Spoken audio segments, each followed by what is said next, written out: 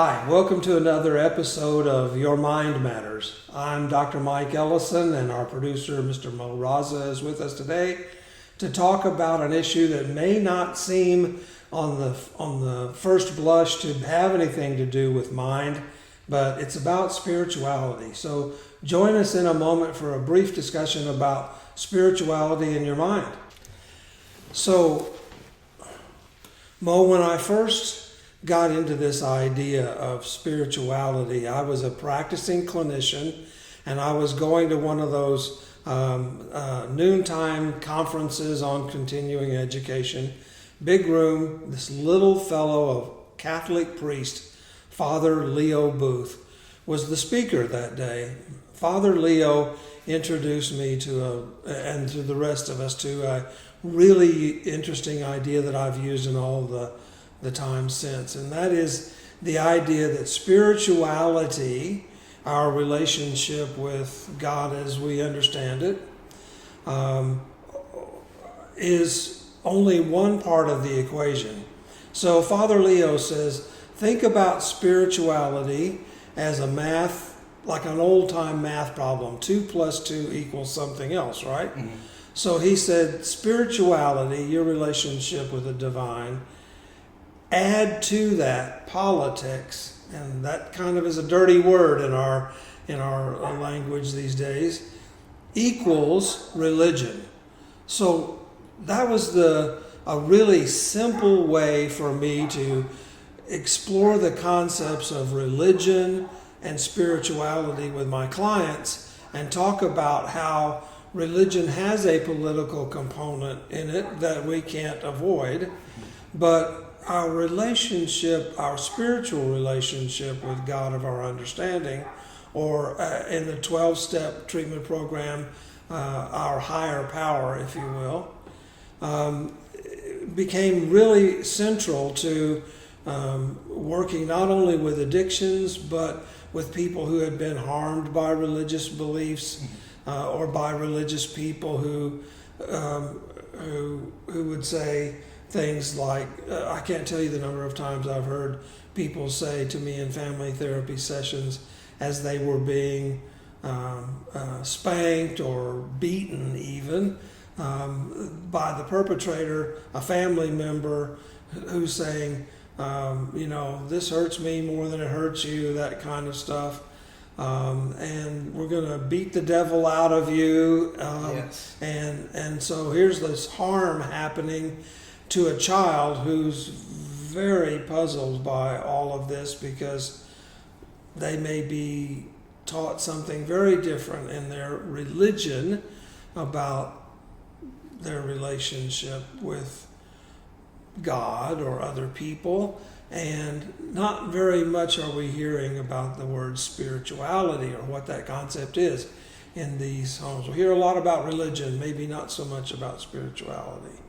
So for those persons who feel spiritual, like, for example, people who love being out in nature, and they say, it feels like I'm having a spiritual place in nature, that it calms me down, it centers me, it makes me appreciate my life. If I go for a long walk in the woods, when I get back, I feel very differently than when I started out. And so I think as clinicians, it's much easier actually to talk about spirituality than it is to talk about religion and religious practices and how those things have sometimes gone wrong in their family of origin, because unfortunately, as Father Leo's simple formula shows us, religion encompasses politics and all of the man-made rules and the money and all of those things that, if you will, dilute spirituality in order to fit it into a religious belief system or a religious paradigm. So I'm much more eager to talk with patients about spirituality than I am about religion. Having said all that, we are mind, body, and spirit, in whatever way you define Absolutely, that. yes. We both have a body, we both have a mind, that we could agree on. But spirituality, that spiritual part of us, is a rather intangible, hard to define. So when we talk about spirituality, we need to talk about, here's my spiritual belief. What is your spiritual belief? How does that work in the therapy room? How does that work in your family? And what about those persons who, for example, have been harmed by religious practitioners or by religious beliefs? And how can we help them heal into maybe a healing religious practice, or a better understanding of themselves and their relationship with, as we say, the God of their understanding, or their higher power, whatever that may be. I remember having a patient long ago who said, I can't believe in a religion anymore, and I don't know about God anymore, he said. But I have a higher power, and that's my 2-year-old daughter, and for her I will do anything. He said, for her I quit drinking and drugging because my life was unmanageable, and she was my higher power. And I believed and I hoped, he said, that just believing in her, loving her, doing everything that I could for her was the way that I could find some spiritual or higher power in my own life. Now, I'm not recommending that as the solution to all of the problems in this area, right. But it's an example of that he found a spiritual or higher power connection in a living human. You know, it doesn't have to be some white bearded man up in the clouds. He found his peace. Yes, he did. And due to that, he became a functional individual, right? That could provide. Mm-hmm. And I think that's what we're all looking for. Yes, I suspect.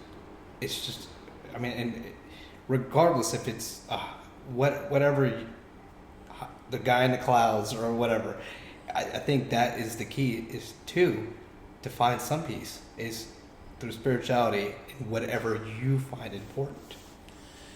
Well, I think that's true. And I think that what we look for spirituality or religion to do is to both give us, as you said, to give us a sense of peace in the right now, and give us an idea that our lives were meaningful, not only in the right now, but when we reach the end of life, to say, okay, there aren't going to be any statues to me in the park, right? Mm-hmm. I'm not going to have a school named after me. So who's going to remember after I'm gone that I was ever here, or anything that I ever did?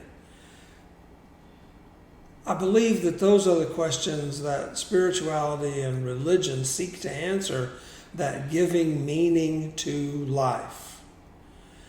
And there was a famous therapist who many people realize is the author of Man's Search for Meaning, Viktor Frankl, mm-hmm.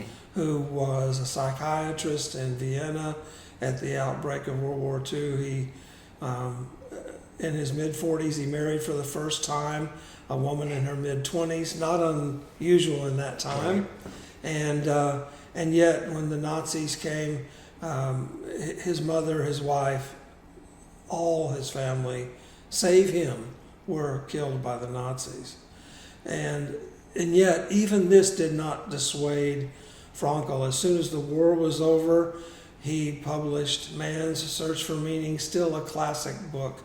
And the therapy that he derived from that, logotherapy, mm-hmm. the meaning search therapy, mm-hmm. Is still as valid a search and as good a therapy as it ever was, even in this day, 70 years later, right? Because he found purpose. Yeah. And I think that spirituality gives you purpose. It has to, because our world does not give us purpose. The world doesn't give us any sense of purpose, I think. We have to find it. Like so many, we think that good fortune rains on us like water from the heavens, Right. or it doesn't. We're in a spiritual drought. We blame our spiritual resources or lack thereof for failures of happiness to find us, failure of prosperity to find us, all sorts of meaning. We try to find meaning in relationships. We try to find meaning in our work or in our children. We search for meaning everywhere, and I think that tries to give us some sense that we're going to live forever. If we can find a meaning to our lives, then we're content when we die that I did something here on earth with my time that made something positive happen for somebody somewhere, and gives our life a sense of meaning when it's over. Very profound. And I love the word content, because a lot of people are just not content with their life or the situation. Well, they aren't, and what I find in the clinic all too often is that people are looking for contentment to fall from the sky like rain, or they think that they can find contentment in the material things outside of self. And here I am in the counseling room saying, contentment doesn't live outside of you. Contentment is a choice you make inside. I can be content with half of a banana to eat all day. If that's all I have, I can be grateful. At least I have a banana, and I'll share it with you. You know, that way we'll both be happy. And although it's not much of a meal, we shared it together. It was better than nothing. I can be in some way content with that. Still hungry, but knowing that, okay, we're doing the best that we can in this situation. So that sense of contentment is an internal decision and an internal choice that we make. And I think spirituality helps guide us to that place. Right. And very often people who are religious practitioners say, "Oh, I find that in my religious practice," and I applaud that. I congratulate that. That's wonderful. That's the whole purpose of religion in the first place, after all. But many people aren't content with that. They haven't learned to go inside and find the answer. They're still looking outside of self. That's what I'm getting at, yeah. You know, to find the answer. And it's interesting to me here on our little show about spirituality that we're not talking about the spirit shop where they sell holy water, and yes, some stones.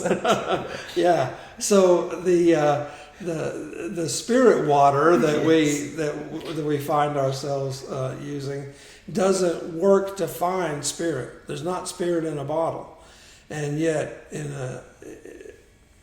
a way that's what our world sells us, right? Placebo. Because nobody can make money off of saying, go inside, the solution is inside you, the answers are there. That's ancient wisdom that's been around long before you and me, partner. For sure. And yet, since there's no profit in that, the capitalist motif is defeated. So what does the capitalist society say? And I'm not against capitalism, right? I'm all in favor. But the idea that we can't make any money off of this unless we have a product to sell, if we don't have a service to render for money, then nobody is going to go out and say, hey, you know, I'm just giving you this message for free. You have everything inside you that you need. Learn how to make different choices. Learn how to find the spirit within you. Mm-hmm. And that can be enough and can really help a lot, in fact, in our struggle for meaning in this world. And yet we have so few examples of people who are saying that, and many, many more examples of people saying, buy this to find fun and happiness, buy this to find relationship, buy this for a good time. We're getting ready for the season of the Super Bowl, right? Right. And they pay $1 million for a 30-second spot on Super Bowl Sunday to say, buy this product or buy this product. And you won't see anybody paying $1 million to look into the camera on Super Bowl Sunday and say, You don't need to buy any of these things. Just learn how to go inside. Nobody's going to pay $1 million. You know, you're not going to learn to go inside simply by seeing some old guy on the commercial for 30 seconds and says, basically, go inside. It's all in there. You can do it. So if we seek, we shall find. Yeah. Thank you so much. It's been a pleasure. Thank as you. always. Stay tuned for our next episode in Your Mind Matters.